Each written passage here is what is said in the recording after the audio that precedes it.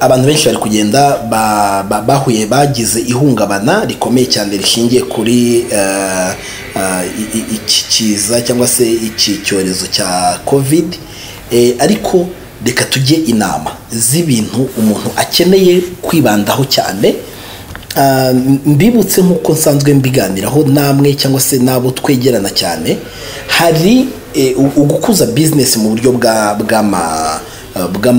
bw'ibyucuruza no kuba ufite produit, kuko kugira ngo business kunde hari icyo twita business triangle ya cyangwa se impande eshatu ya business igenda mu cyo twita produit, opportunity na customer. Ushobora kugira abakiriya ukagira na opportunity ariko ukaba udafite produit. Ushobora kugira produit ukagira abakiriya ariko ukaba udafite opportunity. Ushobora no kugira produit ukagira na opportunities ariko ntugire abakiriya. Iyo kimwe muri ibyo kibuze nta business ufite. Reka tuvuge gutya rero. So hari ibintu bikenewe niba ukora muri business uyu munsi, by'umwihariko nyuma ya covid. Ibintu ugomba kumenya nuko ibi bihe twanyuzemo ni ibihe bibanziriza ibindi bihe bizakomera dushobora kuzanyuramo mu gihe kizaza tutazi, bitazwi n'uwo ari we wese, ariko bikaba ari alarm, bikaba biri alert ivuga ngo hari ikintu kindi gishobora kuza kimeze nabi kuruta ibyabanje. Nubwo rero abantu benshi bifuza bazadufungura byari, bazaturekura byari, ese baturekuye, ese twagiye, ariko mujye munamenya ngo hari n'ibindi dutegereje bishobora no kuzaza bikajya biba bibi.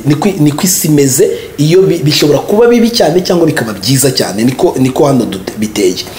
Niki rero birasaba ngo ibyo ukora byose umenye kubihuza n'imihindagurikire y'igihe cyangwa y'ikirere.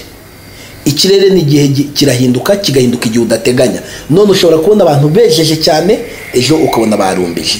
Niko bimeze, ariko ibyo ukora bigomba kuba bitagendera gusa kuri wowe, ahubwo ukabihuza n'imihindagurikire y'ibihe kugira ngo uko ibihe bihindutse nabwo ucuruze, ukomeze ukore.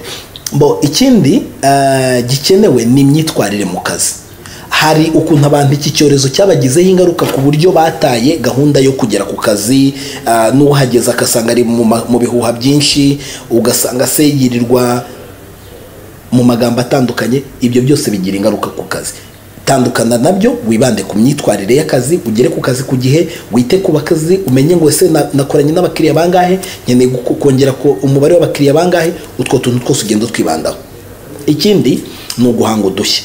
Muri business zigenda zitandukana, bisaba ngo umuntu agire umuco wo guhanga udushya. Uduke dukenewe none, ni ibiki bikenewe none, ni ibiki abakiriya banjye bakeneye, ese ibi bintu mbikozeho gutya ntibabizana.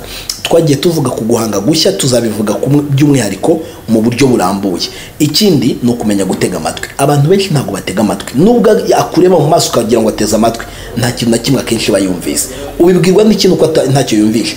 Nuko iyo ugiye kureba nk'ibintu umuntu yaguhaye muri business yawe, ukareba nka service yaguhaye zitandukana cyane n'ibyo mwaganiriye cyangwa se n'ibyo mujya muganira, bivuze iki? Nta matwi ajya gutega. Arakureba mu maso, yewe akanagutega amatwi ibi by'inyuma, ariko mu mutwe ntacengerwe na bya bindi mwaganiriye. No kugira rero umuco wo gutega amatwi.